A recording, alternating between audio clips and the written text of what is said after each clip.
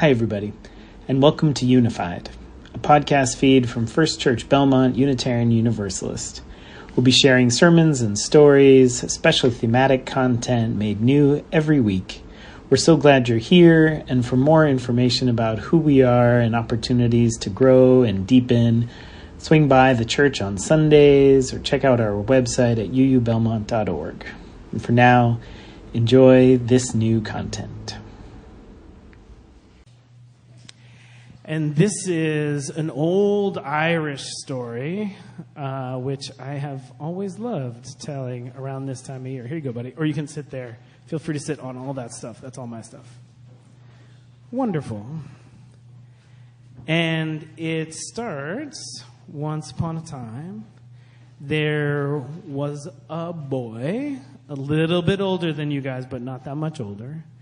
And he loved more than anything in the world going to visit his grandma for a couple reasons. One is she lived right on the ocean.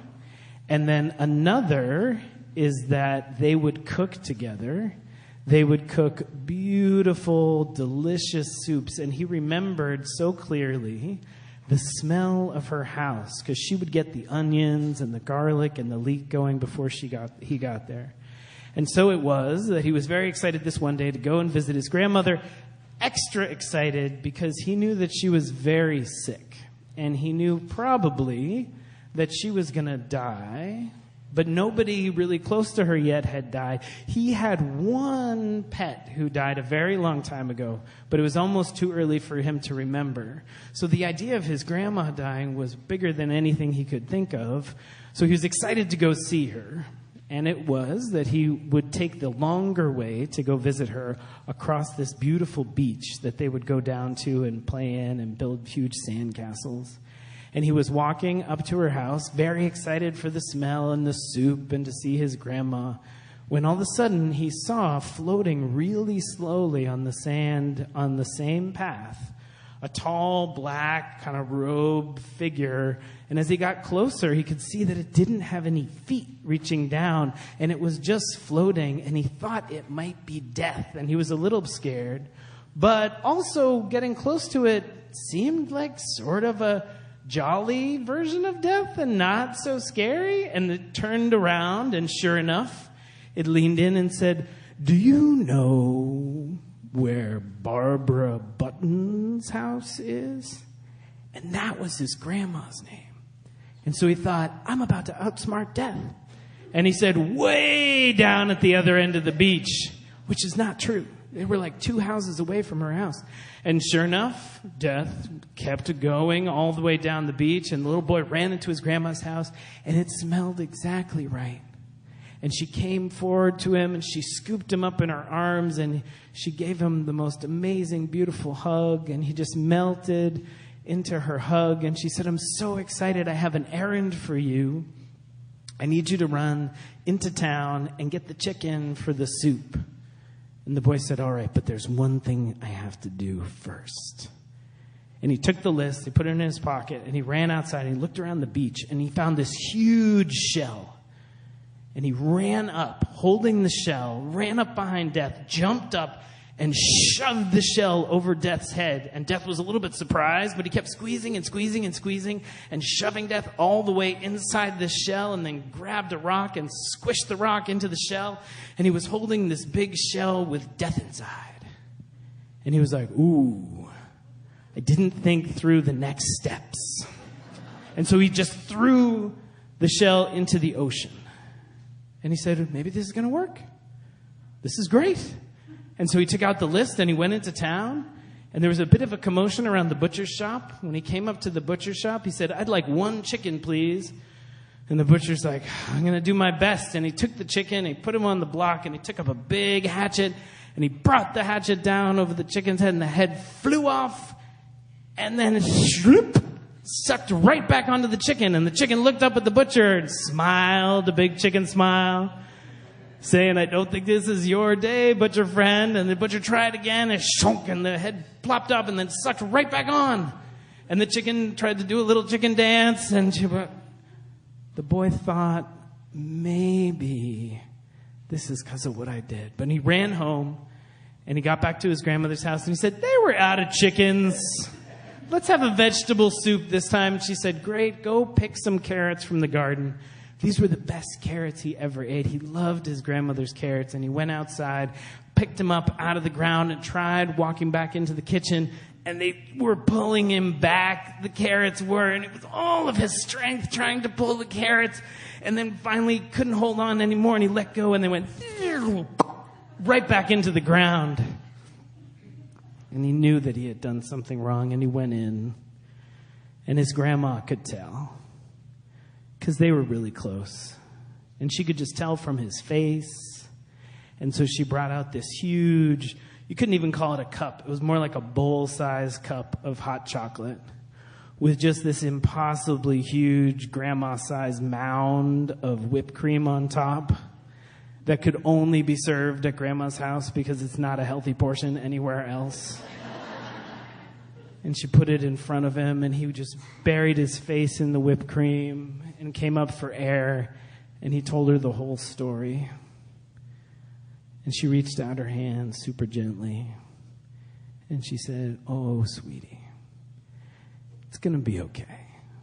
She said, I love you so much, and I will be with you forever. And death is a part of life. And you get to swim out into the freezing cold ocean and find that shell. And he did. And it was very cold. And he swam down and he found the shell and he brought it back up to the land and he pried out the rock. And sure enough, with a big whoosh, death came up out of the shell and stretched creaky, bony arms. And he said, oh, that was refreshing. I haven't had a break in thousands of years. He said, I'll give you a week. And he floated away. And the boy had the best week with his grandma. They made their soups and they told their stories and they played their games. And eventually he left to go home, knowing that sometime, who knows when, that death would come and visit his grandma. And he did. And from then on, she was with him in so many ways. Every time he made that same soup with that same recipe and that same smell filled the house, he remembered her and her hugs, and she was there with him. And this is one of the reasons we do this service every year. One of the reasons we remember people who have gone, pets, all sorts of folks who have gone, because they're with us this day and always. This tiny little object that I'm holding in my hand is a blue-gray pearl. And I brought it to symbolize my father. So why a blue pearl? Because my father was many things, and one of those things was an inventor. He invented the corn-based glaze that's used on M&Ms, but I thought if I'd bring M&Ms, they would be gone after the first service, so I went in a different direction. So I brought this blue pearl instead, because my father also developed a process to dye regular white pearls, where the dye doesn't just sit on the surface, but actually reacts with the volume of the pearl to create with this beautiful effect. And the company that he did this for gave him a huge 5-pound sack, like a sack of flour, of pearls. And this sack of pearls was always around, and one of the things my dad loved the most was to take some of those pearls for special occasions, graduations, special milestones, and get them set for the women in his life. All of us have and had pearl pendants, I'm wearing one, bracelets, earrings, I'm wearing those, or even strings of them. We lost my father this past Valentine's Day to Alzheimer's disease. And before that awful disease robbed him of who he was, he had been a survivor of 2 wars who lived through 2 huge upheavals of his life as a result. One time settling in France with my mom where I was born, and then again in the United States. as a result of being on the run. He was charismatic, yet quiet, the quintessential middle child, always the peacemaker, but with a reputation for doing crazy things, like swimming across the river Tisza in Hungary under the ice in winter. This river is about twice the width of the Charles there, just to calibrate you. He was hilarious, always making people laugh, sometimes in 3 languages at the same time. But the thing I remember the most at this moment was his ability to make me believe in myself. One time when I was maybe 5 years old, he brought home a little microscope, and it was not a toy, it was an actual microscope from his workplace. And I got all excited looking at bugs and crystals and all kinds of things. And I announced to him with great conviction that I thought I wanted to be a lab technician when I grew up. And now this was the 1970s, so women in science weren't really a thing back then. Yet my dad's reply was very matter-of-fact. He just looked at me quizzically and said, "Why would you limit yourself like that? Why, you should be the one running the lab." And it really struck me at the time, and obviously I still remember it, and it's something I never really forgot because I'm now that little girl running the lab.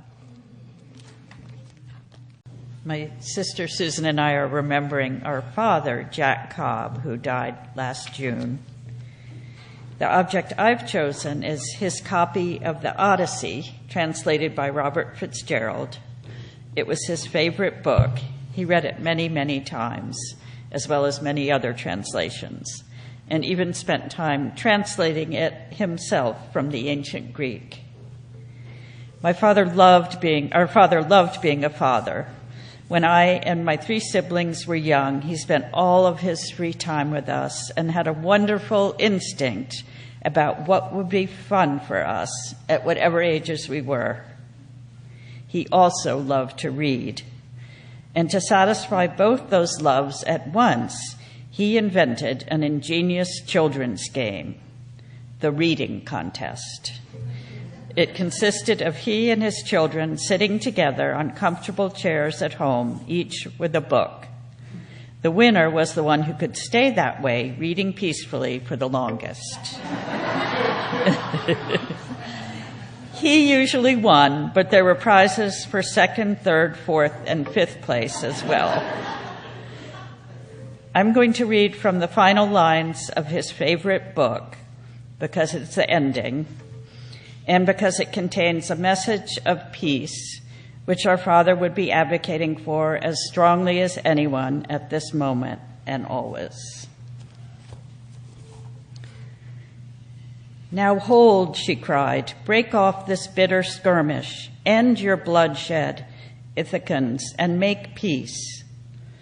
Their faces paled with dread before Athena, and swords dropped from their hands unnerved, to lie strewing the ground at the great voice of the goddess. Those from the town turned fleeing for their lives, but with a cry to freeze their hearts and ruffling like an eagle on the pounce, the Lord Odysseus reared himself to follow, at which the son of Kronos dropped a thunderbolt smoking at his daughter's feet. Athena cast a gray glance at her friend and said, "Son of Laertes and the gods of old, Odysseus, master of landways and seaways, command yourself, call off this battle now, or Zeus, who views the wide world, may be angry." He yielded to her, and his heart was glad. Both parties later swore to terms of peace set by their arbiter, Athena, daughter of Zeus, who bears the storm cloud as a shield, though still she kept the form and voice of Mentor. I'm Susan, and I have 2 objects here, which remind me of the qualities I loved most about our father: his love of art and his lifelong enthusiasm for creatively pursuing what he enjoyed with a beginner's mind. One is a photo that was taken when he was 10, creating a plein air painting at his family's summer home in Maine.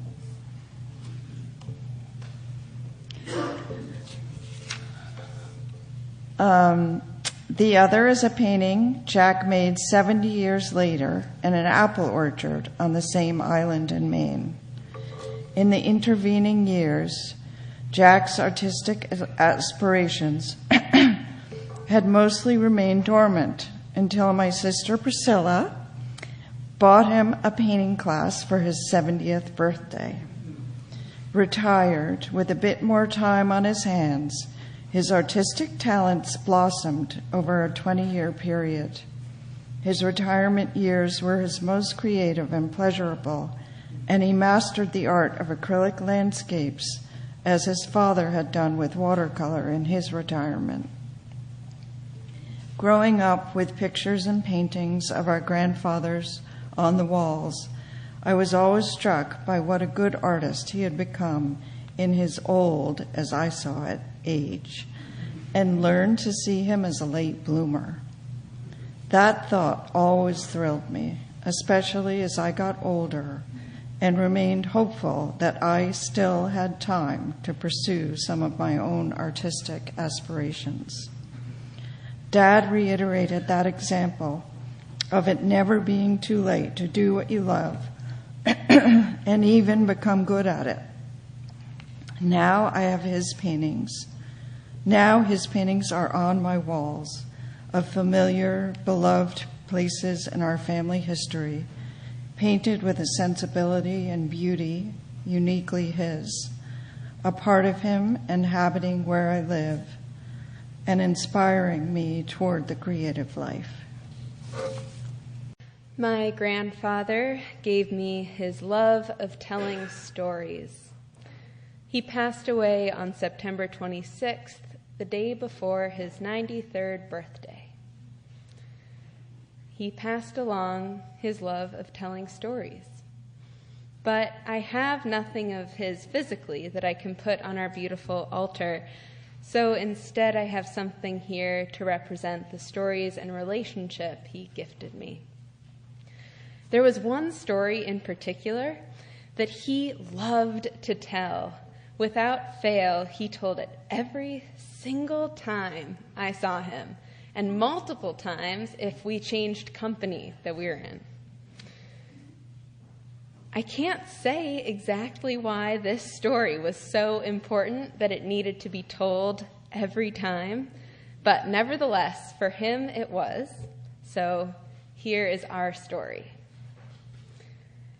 When I was young, my grandpa came down to stay with me and my family as we were going through a rough time.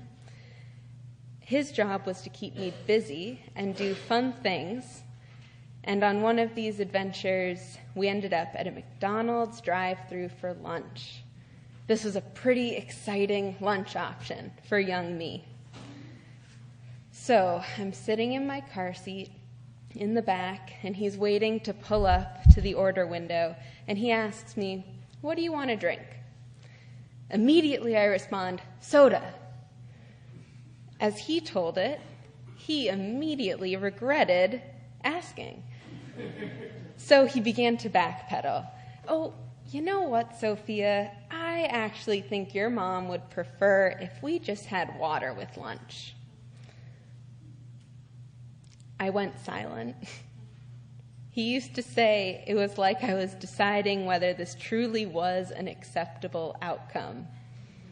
And then, quietly, and with what sounded to him as great restraint, I told him, "Well, okay, but only because you're my grandpa." See, it wasn't a particularly exciting story. Yet it reflects so much of what I appreciate in him, a reminder of the beauty found in simply being with one another. And that is something I will forever miss. For our altar, I offer this can of soda, or as he would say, pop, in his Midwestern ways. This can of pop and a picture of us. Good morning. Silver lining of COVID, this is the last picture of my father. I was able to spend the last month of my life with him, hearing all the stories and all of his growing up and a lot of things that he was remembering throughout the time. I was taken 2 days prior to him passing. It just reflects the joy he took in life. Now, my father grew up in a tenement house to Irish Catholic immigrants, first year here. He always wanted better lives for his sons and himself. He served in the Army, and because of that, he was able to take advantage of the GI Bill and got his civil engineering degree. Then all of a sudden, he was married, had 3 kids, and decided to go to law school at night with 3 elementary kids. You know how that had the house be quiet sometimes. So through all that, my father became a lawyer, and when he did pro bono work at a Hispanic neighborhood. He'd often bring home tamales, arroz de pollo, and a whole bunch of other food. When he came home, we'd sit out on the front stoop, and he would tell us stories about the people that he helped and how it reminded him of growing up and his parents' struggles and his struggles with all of the ideas of being in a tenement house and being Irish Catholic. He taught my brothers and myself the importance of treating every person with equality, and it made us better people. He held this high standard for us, and he always extolled our honors, but only to us. He never talked about it to everyone, but he was very proud of what we did, always treating everyone as an equal. Now, my father's best quality was that he cared for other people, and he loved to take joy in the simple things in life. I always picture him stopping to grab a dog, to pet it on a bench, leaning over to tell a most inappropriate joke to a friend or neighbor, and just taking the simple joys. Now, the thing that I remember about him with the grandkids and everybody, we had just been touring Boston and everything, and we were at Bunker Hill Monument. He was tired. He said, I'm just going to sit down and lay down. So he sat down, laid on the bench. We all went up Bunker Hill, and he was playing his fife, little metal fife on the bench. We come down, and he's, come here. He shows us his head. Look, I made $4. He was so excited. We were dying laughing. And then there was my mother. Lots of different thoughts going on there about, should you be doing this? But then we went through all the North End, him playing his fife, and all the kids and all us going along. It's always the simple things that made life special. When he died, going through his stuff, we found a little quote from Cardinal Cushing, who was the cardinal in Chicago at the time, that he carried with him everywhere. We found, I think, about 30 or 40 of these in his handwriting, and I'd like to share it with you because it says a lot about who my father was. A great deal of talent is lost in the world for want of a little courage. Every day sends to the graves obscure men whom timidity prevented from making a first effort, who, if they could have been induced to begin, would in all probability have gone to great lengths in their careers. The fact is that to do anything in the world worth doing, we must not stand back, shivering and thinking of the cold and danger, but jump in, scramble through as well as we can. Thanks for making me jump. When my own father died almost 20 years ago, I was so grateful for Judaism. This is in part because I was in seminary and had a friend who was becoming a rabbi as I was training to be a Unitarian Universalist minister. And I could feel the limitations of somehow how we do our grieving. There was the usual flurry of our memorial service, and in my father's case, cleaning out his apartment in an assisted living facility, a 20-story tower in the Bronx with hundreds and hundreds of people squeezed into this tiny building. They had yard sales, as they called them. So my brother and I took everything we wanted out of the house. We put up a sign, and then hundreds of people descended like locusts and picked the place clean. It was the most fascinating thing I've ever been a part of. And I had an inkling of it because weeks before I had seen strange little figurines arrive every time I visited my father, knowing at the end of his life he didn't stray far from this apartment building. slightly broken fisherman with only one hand, and I would say, "Where did you get a yard sale?" Right up the street. Fully, these figurines probably have migrated up and down the store of this building and will for many, many decades to come. It was a beautiful tradition, and I got to hear so many stories over and over about how my father had touched all of his neighbors' lives, how much they missed him too. It was lovely. But a month later, and 2 months later, and 4 months later, I was alone with my grief in a different way. The rest of the world, as it should, had moved on, but I would feel him, feel the lack of him over and over when I was married, when we had our first child, knowing he would never hold them, that they would never know him. And this is the genius, one of the many beautiful things of Judaism that I encountered in that first year. For those of you who don't know, there's something called the Mourner's Kaddish. And in this very Berkeley reform, ultra-reform, super California version of Judaism that I encountered, every time I came to pray with them that year after my father died, I was invited to rise alongside everyone else who had lost someone that year, and we prayed together, some just days after a loved one's death, some like me, many months, and then a year. And so this is one of the reasons I love returning to this service. And I will add one final picture to our altar. This is the other reason I love returning to this service. This is a little girl named Rowan. Rowan was the age of my daughter, Aaliyah, who is now 8. And when she was 3 years old, one morning, she just didn't wake up. The family still has no idea what happened. It's very mysterious. She had a brother just 2 years older than her, a beautiful, wonderful family, and an incredible smile that I commend for you to come and check out on the altar. And it was among the most beautiful things that I've ever witnessed.